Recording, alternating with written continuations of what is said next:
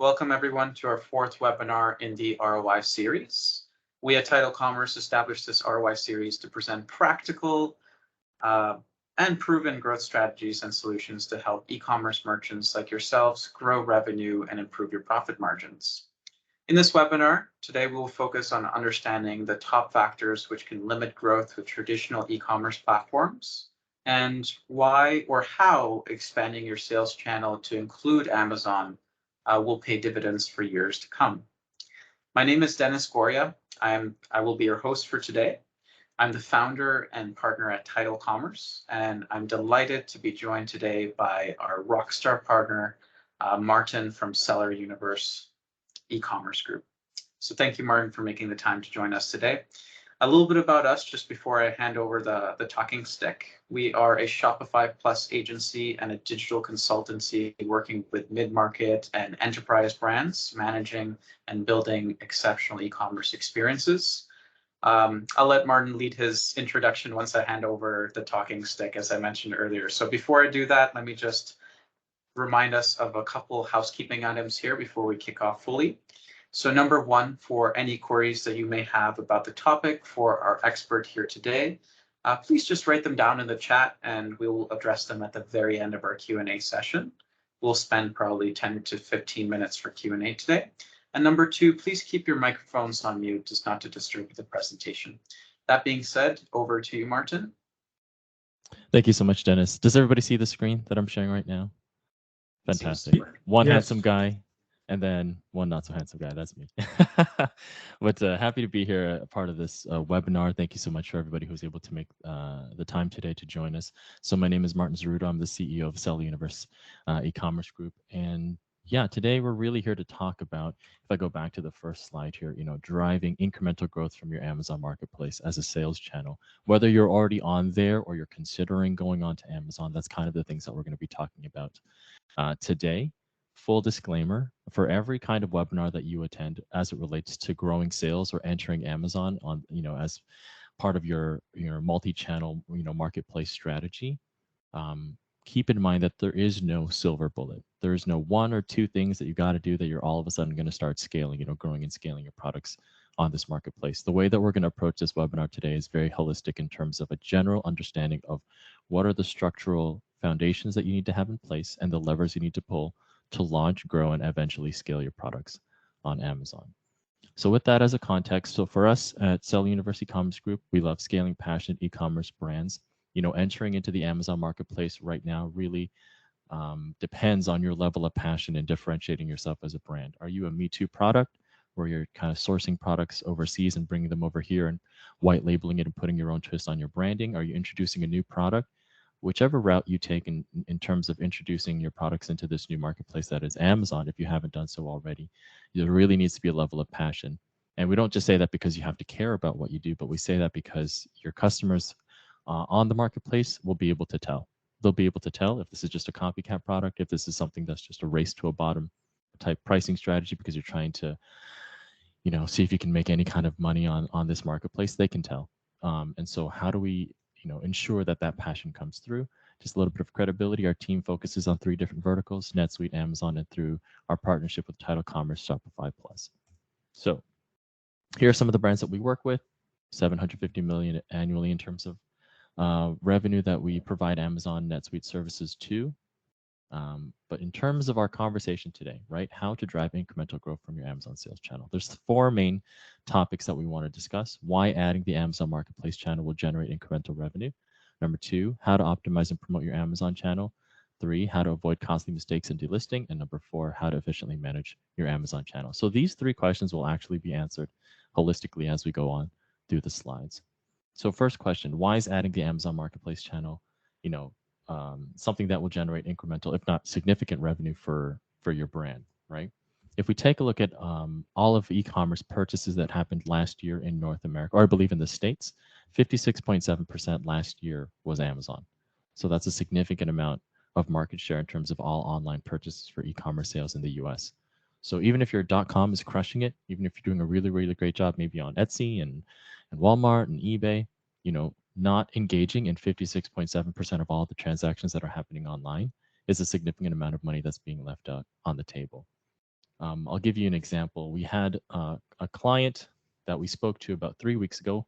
They pitched on Shark Tank. Really fantastic product. It had to do with makeup for men, which is a very, very interesting market that they were entering into and really trying to dominate. They were doing great off of their .com. The marketing and the publicity that they got from the Shark Tank episode after it aired led to some significant sales on their .com. So everything is great, but they weren't selling on Amazon. And when they came to us, the reason why they came to us for some help was because they realized after the Shark Tank episode had aired, a lot of their competitors in that male makeup space were actually marketing their products utilizing keywords from their own brand name, their brand story, some of the phrases that they said in the episode. And so because they weren't in that conversation, because they weren't in that marketplace, all of those sales from their competitors were going towards their competitors, leveraging their own brand name and the own marketing that they leveraged off of their episode on Shark Tank. So that in and of itself, not being or not having a voice and controlling the narrative of your own brand and keywords related to your brand is a significant reason why you need to be on the Amazon marketplace. There's countless examples. We have another client who does millions on their .com. And they said, hey, let's give Amazon a shot only because we know our competitors are selling copycat products that are using our brand name and they're crushing it. We introduced their product. In a month, they did like 70K, which of course isn't the same as the millions they were already making off their .com, but that's 70K of recurring monthly revenue that they weren't leveraging because they weren't on the Amazon marketplace until we launched it for them. So if we stop the webinar right here, that's more than enough reason for you guys to enter the Amazon marketplace and work with us or work with whomever can provide that consulting. But at the end of the day, what's another reason we should add Amazon into your marketplace strategy? If you go on LinkedIn right now, a lot of different articles talking about, are we in a recession? Are we headed into a recession? Is inflation, a huge concern long term? Is discretionary spending down? As it relates to e-commerce, what we saw during the pandemic when most of North America and the world was in lockdown is you saw that significant spike in purchasing habits from traditional brick and mortar versus e-commerce sales. And now that we're reverting back to the mean, you kind of see some of these alarmist articles saying, oh my gosh, e-commerce is dead. Shopify let go 1,000 people. All these tech startups are laying off a lot of their staff, which is true. I mean, we are all just adjusting to the headwinds of us going back to the norm, as it were. But if you look at this trajectory, right, though it spiked at around 16 or so %, it going back down to the norm is still resorting back to an upward trend that we're seeing for the past 11, 10 years, right? So e-commerce definitely is not dead. It's nowhere. It's not going anywhere anytime soon. And Amazon obviously commanding 56% of all of those e-commerce transactions in the United States only proves why. Incorporating Amazon is needed for those brands who want to take e-commerce seriously. So this particular slide, when we show it to all of our, in our pitch meetings and our discovery with our potential clients, this is the aha slide, which is why I decided to put it at the beginning. If you take anything from today's webinar, it should be this profit formula or equation. This is what we use to assess and determine how we increase sales and ensure that you have brand governance and great account health on the Amazon marketplace. Whether you've already launched, you're thinking about launching, or you want to add some more products, this is the equation you have to follow. So I'll go through it real quickly. Obviously, we all want to have more profit. How do we do that? It's your top line revenue minus your COGS. So this we can't control. If you have a really great, relationship with your manufacturer, you bring down the cost, fantastic. So the primary focus of this equation as it relates to our webinar is how do we increase your revenue on Amazon, right? So on Amazon, you have 3 main levers that will determine the amount of sales that you generate. PDP glance views, which stands for product detail page glance views, your conversion rate or your conversion sales rate, how often people actually purchase your product when they land on your listing, and then your price. If anyone ever tells you, hey, let me handle your Amazon, or let me launch your Amazon product, or let me do a couple of things and it's going to exponentially grow your sales, run away. 100% not true. Why? Because we see all these elements, features, and metrics that fall under these 3 main levers. If you do really great images and video, you have fantastic, creative on your listing, but you really have terrible keywords, then your revenue is not going to go up. If you have a really, really great price and really, really great keywords, but your images on your listing is garbage, people aren't going to buy it. It needs to be a concerted structural effort on all of these different elements as it relates to these 3 levers for your revenue to go up, which is why this particular formula is super duper simple, but also incredibly important. If you want to increase your revenue by entering into Amazon, Whoever is going to handle your Amazon account and your listings needs to understand this formula, needs to know what it means to increase your product detail page glance views. That means when people go on the Amazon marketplace and they search for a particular key phrase or key term as it relates to your product, is your listing showing up? How do we ensure that? Well, what about your listing title? Do you have keyword share of voice? Do you have really great search volume and growth as it relates to the key phrases that you're looking at? Are you looking at your sessions as your main KPI to indicate whether or not you're getting glance views? Right? All of that is important, but that's only one out of the three. So great, people are finding your listing. Do you have really great images? Is your product detail page bullet points featuring the best 3 things that you want to talk about for your product for the first 3 bullets? Do you have enhanced brand or A+ content? So on and so forth. We could literally stay on this slide and talk for 2 hours about all of these different features. But as it relates to entering Amazon and managing your Amazon account, this is what it's all about, right? So let's just say, for example, you're starting off. I want to enter the Amazon market, love the formula, how do I get started? The number one goal, if you want to launch or start selling a certain product for your brand on Amazon, is the concept of retail readiness. So what is being retail ready? There's the Amazon box guy asking, will I ever be ready? Well, let's find out. Let's take a look at this listing. I know it's not as interactive as it could be, but we can leave it till the end for Q&A. But if you look at this particular listing, I've just redacted some of the information for the brand to maintain the privacy, but this is a brand that we manage. They came to us, we did a quick audit of their account, and I saw this listing.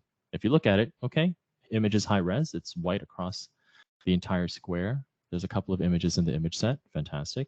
We have a title here that's describing the product, Prime Kettlebell for home gym strength training, 4 kilograms, so I know how much it weighs. Look, it even has 1 rating, 5 out of 5.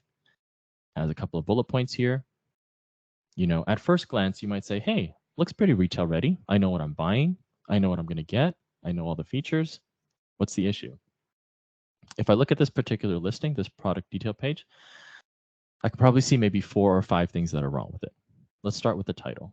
This particular title, your limit on Amazon for your Amazon titles is 200 bytes or characters. This, I believe, is probably around 60, 75 characters. What does that mean? There's 125 underutilized characters or bytes that you can put in this title that the Amazon's A9 algorithm isn't factoring in. So if your title only has 75 characters, but your competitors are leveraging all 200, then literally every second the algorithm is scanning through you and your competitors' listings, they are out leveraging SEO value by 125 characters every single time.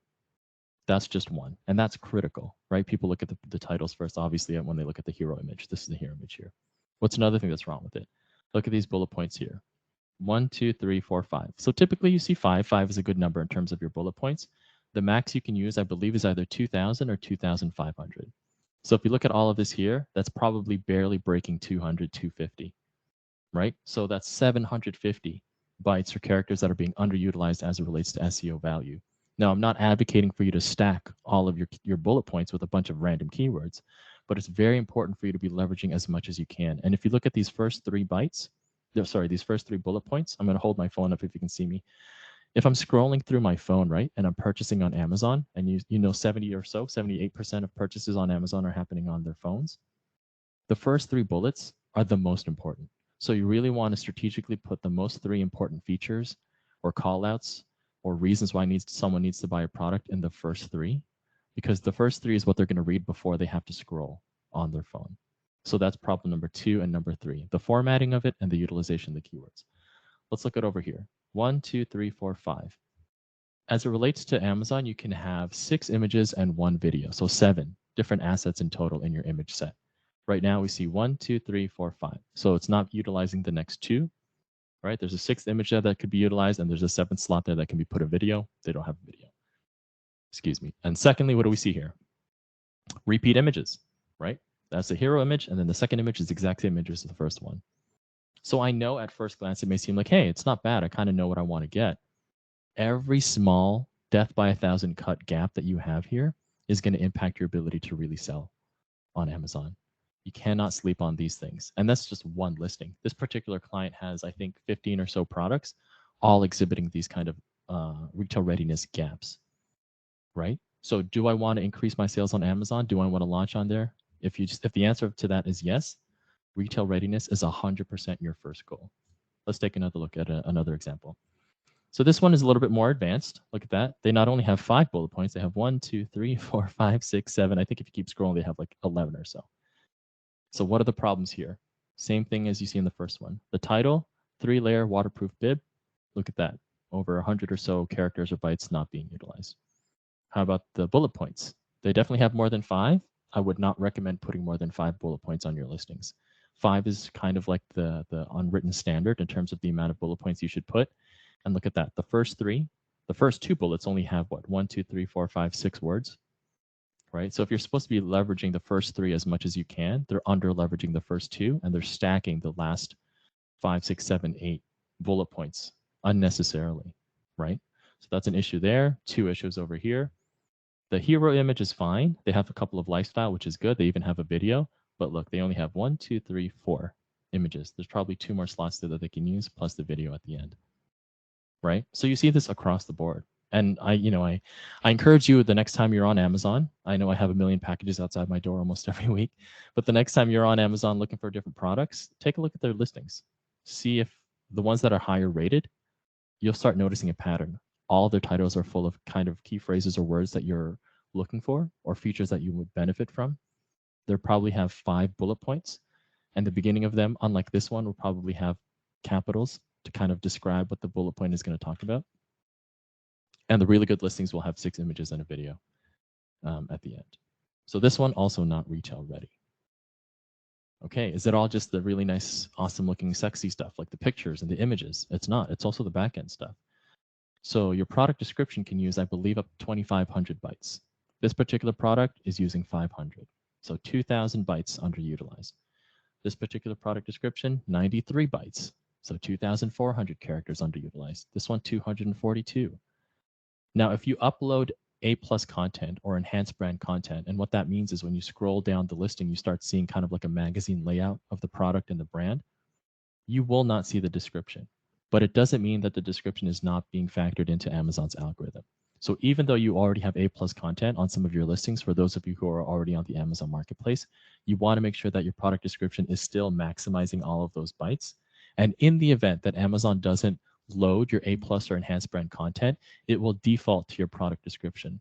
So it's just good practice that in the event that Amazon has errors, and it does many, many times, your product description is not jumbled words and copy and pasted, keyword stacking that doesn't make any sense. Anything that you can do to make sure that you're covered will lead to increasing conversion sales, whether that's your title, your bullet point, your product description, or your images. All right, let's move on now to how we elevate creatively. So if you see an image over here, this is a particular brand who came to us and said, hey, our listings are doing fine. How do we make the images better? If the hero image, and the reason why it's called a hero image is that's what they first see as a thumbnail when they look for products. The reason why it's a hero image is you want to be able to capture their attention and give them a reason to click, right? Give them a reason to tap their phone on your product based off your hero image thumbnail. So this is what it was before. This particular brand, you can see how big the product is, and you see the box, which is fine. This is probably like a 5 or 6 out of 10 execution. Here's what we ended up doing. We incorporated a lifestyle model. We desaturated her so the focus was on the product. The product itself was being used on the model, so you kind of see in relation to the size of her body how big the product is and where she's using it, right? Again, small things like this in terms of your retail readiness, in terms of your listings, will make a big difference, right? From here to here, already, when we ever do kind of testing, we notice that a lot of people pick this one first. All right, now let's look at their image sets. So they have 6, and then the 7th, you don't have to use a video for the 7th. You can use 7 images if you want. So for this one on the left, what you see here is it's okay, again, but you have some mix match in terms of creative. This one has, a gradient on top of a picture. This one has vertical cutouts. This one has square cutouts. This one has a hip to the side with a product behind it. This one is twisting the product, and all the formatting is different, right? It looks messy, and it's not conducive for mobile purchasing. This is what we did afterwards, right? If you look at this, it almost mimics like an Instagram carousel. If you're swiping to the left, right, the iconography continues onwards. We use the same desaturated model and lifestyle imagery, and then the reviews and the callouts. It's very, very easy to read. So I highly encourage, if you don't have anybody in your creative team or anybody internally in your team that can create, conversion intentionally, graphic design that's intentionally made for conversion, then I would find, whether it's Upwork or Fiverr or us or any other Amazon agency, anybody who can provide this kind of quality creative design for you will go a long way in terms of your conversion, right? Just looking at the left and the right, it makes a big difference. Let's look at their A+ or enhanced brand content. It's actually not bad. It's a lot better than their image sets, but again, it's a little bit confusing. This almost looks like underwear, even though it's not, right? Here's what we did afterwards. Much more simpler, much more cleaner. It's a consistency in the image sets, the A+, so on and so forth. Now, what were the results? I believe what we saw was in some months an increase between 18 to 134% in conversion just by optimizing their listings. That's across the board, right? And the opportunity to also A/B test it, right? You can change the listings, some of the images for 1 month, see how it performs, make some slight adjustments based off of the metrics. You're not married to, or it's not set in stone how you create your listings, which is why we always do listing optimizations first. Whenever we onboard a new client, we take a look at where are the gaps that need to be filled and how do we leverage them correctly. So here, you can take a quick screenshot if you want, is our retail readiness checklist. If you feel like you're ready for Amazon, you have your product up there, how do I ensure that my product is retail ready for conversion? Does your title have all 200 characters? And are you providing maximum scannability? Don't just stack 200 words in there or 200 characters. Make sure that you're formatting them with spacing and breaks and commas and line spacing so that you can scan the title correctly. Are your bullet points effectively utilizing the first 1,000 bytes or characters with the most relevant keywords? So those are the first 3 bullet points that I talked about initially. Are you utilizing them correctly? Does your description use all 2,000 characters or bytes? Do you have A+ content? And are you utilizing all the modules effectively? A+ content can be configured in a lot of different modular ways. What you want to avoid is just having random, images with bullet. It can work, but we're talking here about elevating and increasing your sales. So you evolve or you progress from just normal images and paragraphs of text underneath to an actual like almost magazine style layout for your enhanced brand content. Is your hero image high res and Amazon compliant? So many listings out there that's not high res, and the maximum you can use is, I believe, 2,000 by 2,000 pixels, right? A lot of phones right now have 2K, some even have 4K. Some people are browsing at home on their monitors that are 2K in resolution, 4K in resolution. Some people are buying things off of their TVs. So we really want to be able to differentiate your product and stand out in every way that you can, and that includes your hero image resolution as well. Have you set up and structured your item listing in the correct category? A lot of the times people who are kind of new to Amazon are putting their products in the wrong category. Oh, I'm selling a product, it's a bag, you can kind of use it for babies, you can kind of use it for something else. Which category should I put it at? Maybe I should put it in general, or maybe I should put it in women's apparel, right? Be sure that you're looking at the right category and that you're listing it under the right category, because sometimes if you don't do that and you start, running campaigns and key phrases, you're not in the right category to be advertising your products to. Next one, is your brand registered and do you have a brand store? So if you go on Amazon and you go onto a listing, right underneath the title, you can see there, say for example, Dennis was selling widgets, right? And Dennis has an amazing widget listing.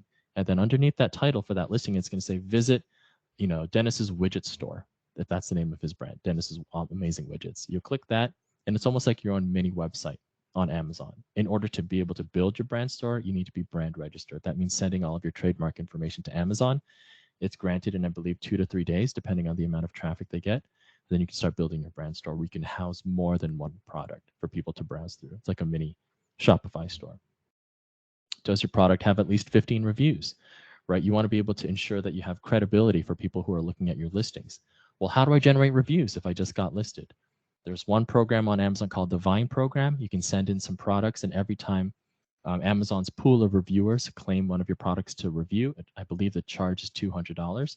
So that's a white hat or something that's above board when it comes to tactics and generating some reviews.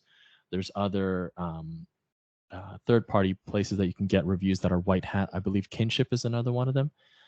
In terms of our question about being delisted, this is probably one of the major reasons why.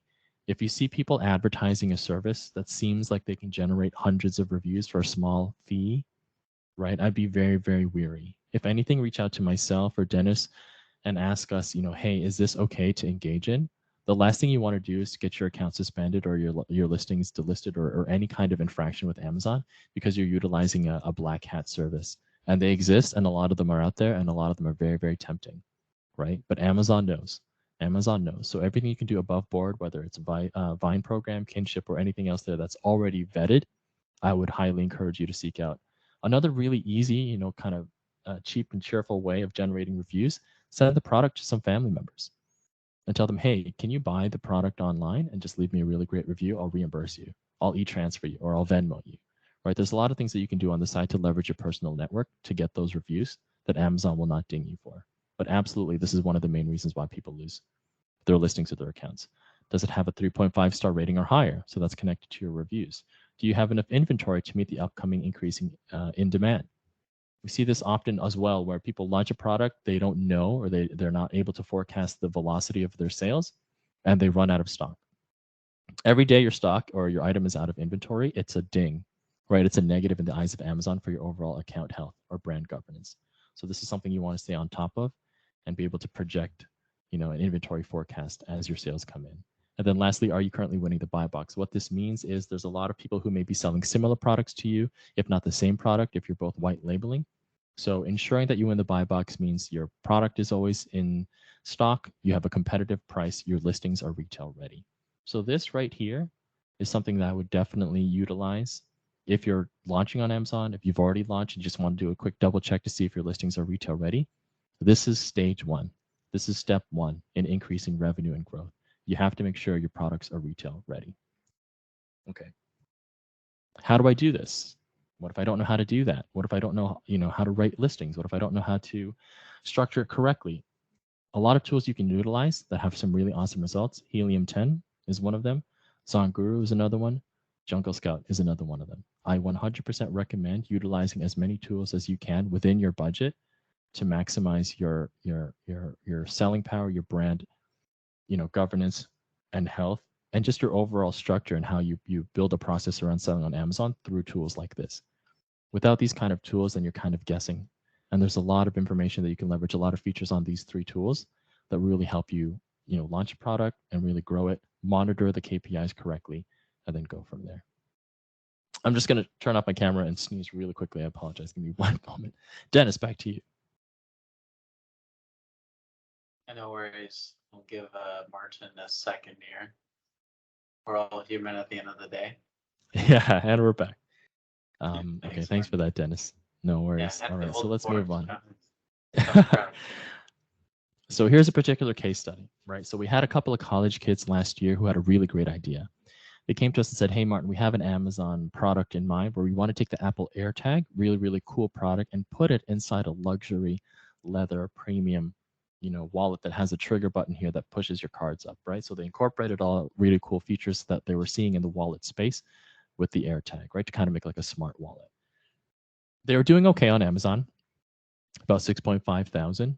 Nothing to write home about, but not bad for a couple of college kids who are kind of launching the first product. They came to us and they said, can you do our listings? Because I don't think we're leveraging Amazon correctly. In August, September, October, November, about 3 months, they were doing 113,000, which is an increase of about 1,600% in sales. Now, when I show this to our clients, it's never a guarantee that, working with us or working with any kind of Amazon agency or consultant is going to generate these kind of significant boosts in sales. But what it does show is the power of retail readiness. When your product is actually ready for PPC or ad campaigns for that kind of traffic, if you build your listings correctly, then the sales naturally will come, right? If the market actually has a demand for it. What does that kind of listing look like? So if you look at their product detail page, so 1, 2, 3, 4, 5, 6 out of 6 images, they have a video. Okay, check. Their high-res hero image is there. Check. Look at their title, has all 200 bytes. Check. They definitely have more than 15 reviews and ratings. I think they started at 2 or 3, and they're about 4 or 5 last month. I think they're running into some supply chain issues actually, which is kind of affecting this right here. But that's a check right there. They have a lot of variations, so it's listed correctly under the right category. Check. Look at this. 1, 2, 3, 4, 5. Check. Capitalized bullet points for all 5. Check. The first 3 are the most important. It's an excellent gift idea. It's a wallet for men, minimalist AirTag case, right? And then multi-purpose, secure and safe. So these are the 3 most important. Look at the A+ content. Almost looks like a spread on a magazine, right? Very, very different from picture and paragraph, right? So you have the module up here, the different colors. Premium, Apple AirTag, RFID technology, branding. And then if you go to the brand store, like I mentioned, they have their brand registered on Amazon. So they have a little brand store right here. Beautiful, right? That's how you go from 6,000 a month to 113,000. Is investing in your listings and making sure that you have all the foundations in place as it relates to that formula. You're pulling all those levers correctly. So what do I do now that I'm retail ready? Look, he's happy now. Will I ever be retail ready? Yes, but is that it? What's next? What do I do now?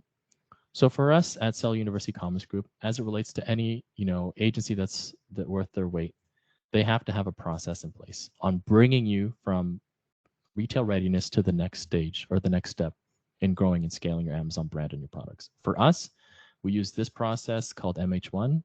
I just removed all the branding, and essentially what it means is we determine where your product is or where your brand is in the product lifecycle. So say you're talking to an agency or you're even looking at your own listings and you're saying, okay, you know what? I'm Dennis. I sell my amazing widgets. I am retail ready now.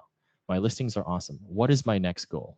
Well, you were in the build stage and the only goal there was retail readiness. Your next goal is increasing traffic. What we see so many times whenever we have calls with potential clients is they rush into this stage. Great, I have my listing up. Let's start increasing traffic. Let's start doing some ad campaigns because I want to generate some sales. If it takes money to make money, then I'm just going to start dumping money into PPC or ad campaigns so that I can generate some sales. Because people need to know about my listing. They need to know that I exist. They need to know that my brand is just launched. But when they get to your listing and it's not retail ready, it does not matter how much money you spend on your ads. If it's not retail ready, right? If your conversion rate is terrible, it's probably because your listings are not leveraging all of those elements that I showed you. So if I go back, all the way back, sorry, I'm just going to go all the way back to that equation, right? If you go back to this equation, if you dump all of your money here, but all of this stuff sucks, then you have wasted a lot of money here. Because this equation is not dependent on just one of these things. It has to be a considered effort for all three. I talked to a client, I believe 2-3 months ago, they dropped like $16,000 in 1 month on PPC campaigns, but their listings were garbage, right? And it hurts to hear, and it sucked to be in that situation where you kind of sank all that money on ads, not knowing that your listings weren't ready to convert. But this is why we're talking about it today. It's very, very important for you to understand this equation and know that retail readiness is the absolute first step before you even consider dropping any kind of money on ads, right? But let's assume, great, Dennis has done a great job. His amazing widgets are now retail ready. We want to start increasing traffic. How do we do that? Okay, so the types of Amazon ads that exist, we can go into a separate webinar maybe in the future to talk about ads specifically, but there's a lot of different kinds of ways you can market your listing on Amazon. Sponsored products, sponsored brands, sponsored display. All of these three things appear in different spots on the Amazon marketplace. You have video ads. We'll talk about it a little bit later. Audio ads as it relates to their Amazon Music, Alexa. Your brand store is free, obviously, so that's how you can market and advertise your products like I showed you with the wallet. Amazon DSP, we're going to talk about a little bit later. And then, of course, understanding your attribution and any kind of custom advertising that you have, whether it's social or anything off Amazon. So there's a lot of different ways, right? But as soon as you're retail ready, then these are the options that are available to you. Once you start doing PPC, I highly encourage you to bring in someone who has the experience, whether you want to hire a fractional support, if you want to hire somebody internally, if you want to bring in an agency like ourselves, whoever you get support from, I would highly recommend that if you don't want to burn money learning, then spend the money with somebody who already knows what they're doing. Why? Because in a traditional funnel where you have awareness, consideration, conversion, and loyalty, your metrics on Amazon as it relates to your campaigns are different, right? Everybody wants to have the highest ROAS possible, return on ad spend. How is my ROAS? Is it 5? Is it 6? Is it 10? Right? Be careful with those arbitrary numbers because the 10 ROAS, if you're generating $10,000 worth of sales, is not as good as a 5 ROAS if you're generating 100,000. Right? So you don't want to be stuck in the weeds of focusing on one KPI if you don't know what those KPIs are as it relates to the stage of the marketing funnel. So if you're just brand new, I want more people to be aware of my business. I want to reach new people. I want to tell my brand story. If your goal is awareness and you're just launching, then your focus should be impressions and brand recall lift, right? These are the metrics that you're looking at. If you're trying to drive in some more conversion and consideration, then you're looking at traffic, store visits, right? Ad engagement, video views, detail page visits. And then when you're talking about loyalty, then you're talking about repeat purchases, referrals, subscribe, and save. So for example, if Dennis introduced a new product that cleans his widgets, Dennis's Amazon widget, amazing widget cleaner wipes, right? People know about his product now because he brought some awareness to his brand. They've considered buying a couple more of his widgets, and now he's introduced a new product. It's the widget cleaner. And it's something that I have to keep buying because after I use the wipe, because my widget gets dirty every day because I use it so much, because Dennis's product is so awesome, how do I get them to keep buying? There's different things like subscribe and save to increase repeat purchases. So on Amazon, there's a lot of different tactics. Whether you're launching, you already exist, you're bringing in new product, you have a CPG, a consumer packaged good that would require repeat purchases. All of these things are different metrics and levers that you need to consider when you're launching a PPC campaign, which is why I'm not going to take up an hour, going too much into detail, but it's very, very important that you're leveraging the right amount of expertise, right? You may feel like my margins are really tight. Do I have money to spend, bringing in somebody else to kind of show my team or do it for me? If you want to put the money towards building your brand and eventually long-term gaining more sales and not burning it trying to learn yourself. Dennis should be focused on making better widgets, the widget 2.0, the widget 3.0, making connections, right? Not trying to figure out PPC for 2 months when somebody could have done it for half the time and half the price, right? Okay, some quick tips when it comes to PPC. Keep your Amazon PPC campaign structured consistently. Whenever we onboard a new client, one of the things we do when we do a comprehensive account audit is we look at the structure of their PPC campaigns. You would be surprised. Sometimes I go down the list, or my team goes down the list and look at some of the writings of, or the way that these campaigns are structured. Awesome campaign 1, awesome campaign 2, so-so campaign, kind of may, half of budget. Do this only if we're panicking. There's so many weird conventions in terms of how people have structured their campaigns. That's one, showing a lack of experience. And number two, if it's not structured correctly by brand or by product category, then you're not leveraging the information that Amazon is giving you, right? Sometimes you'll have overlapping campaigns because you're structured incorrectly. Sometimes you're over leveraging certain keywords, but you're not aware of it because you're not looking at the information correctly because it's boggled up in a bunch of convoluted structured phrases that would describe the campaign. Absolutely critical. If you're going to do it yourself, be very organized with how you structure your campaigns. Try some automated features. Sometimes you don't know what keywords will convert. So some automated features on Amazon will help generate those keywords for you. And then if you want to switch to a manual campaign, take the words that Amazon was able to automatically generate for you and start leveraging those keywords. Number 3, make sure your targeted keywords match your product listings, right? If you have Dennis's amazing widgets, but the campaign is leveraging, skateboards, amazing skateboards, then definitely you're just throwing money out the window because you're using the wrong keywords. Be as specific as you can. Look at your competitors' listings, see what type of keywords they're utilizing. But at the end of the day, do not stack your listings with keywords. Amazon doesn't like that, and certainly your customers don't like that either.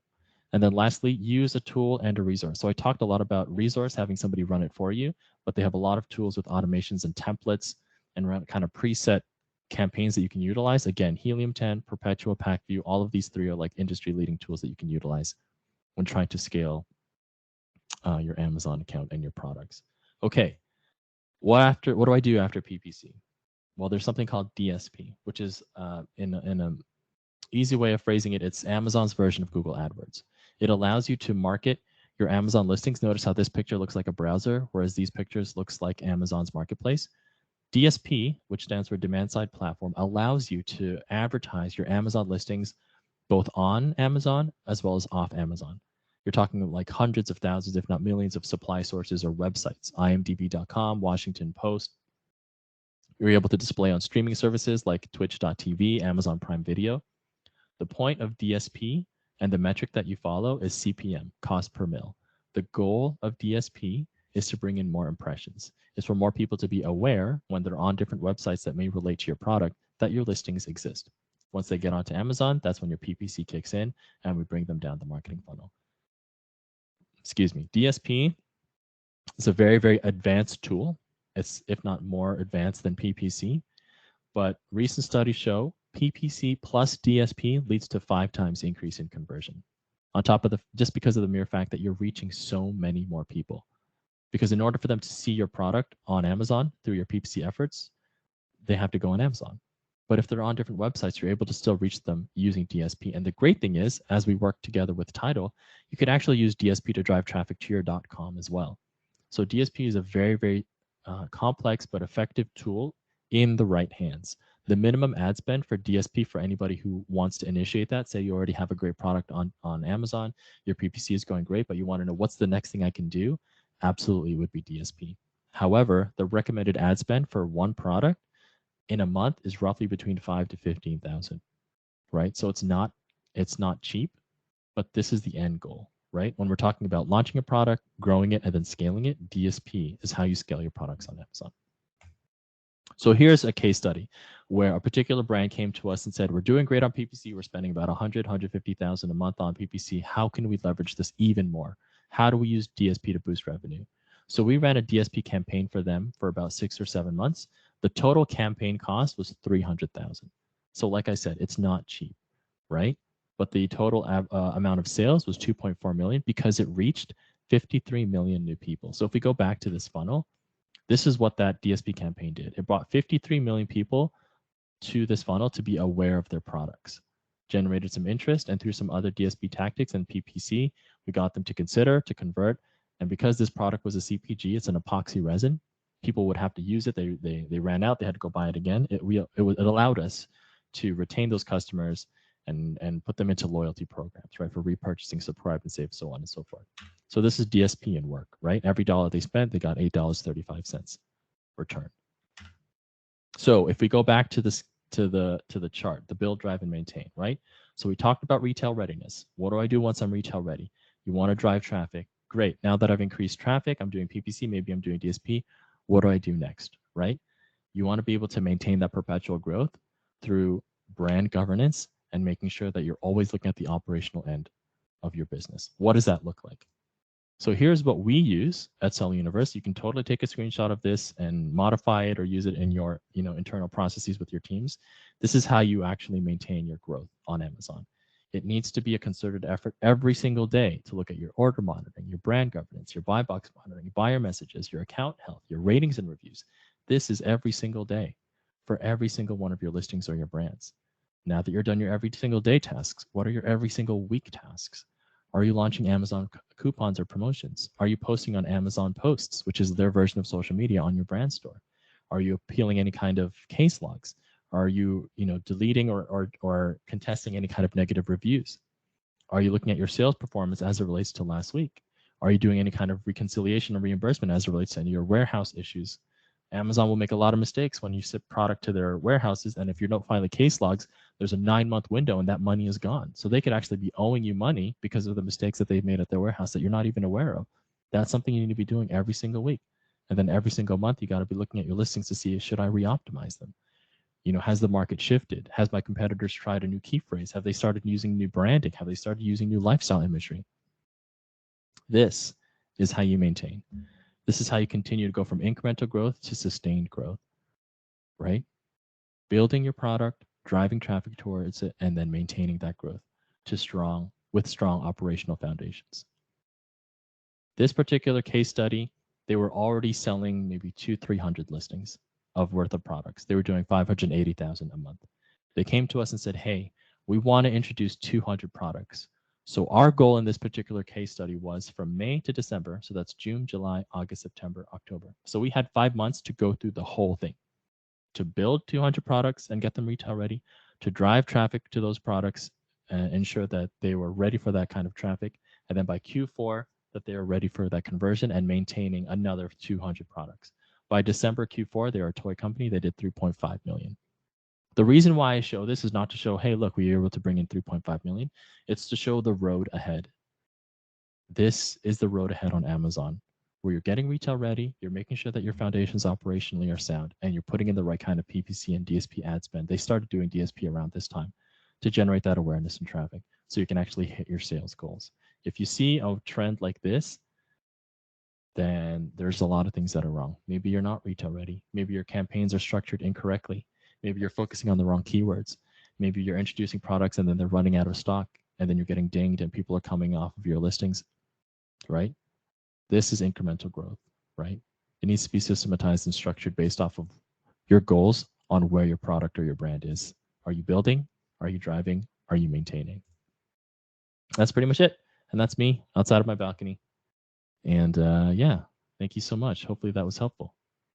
Yeah, I just wanted to say, Martin, we are absolutely elated to have you. I'm very grateful for your expertise. I do want to let just maybe the next 30 seconds to a minute just to see if there's any questions from our attendees today. I've been monitoring the chat. Doesn't seem that there's too many questions. So if not, we'll probably adjourn the session. So yeah, let's give them a few seconds here and let's see if I can see anyone typing. For sure. While we're waiting for any kind of questions, I highly recommend, please reach out to myself or Dennis with any kind of questions as relates to Shopify or Amazon, whether we end up working together or not. I really, my goal and focus is to provide as much education out there.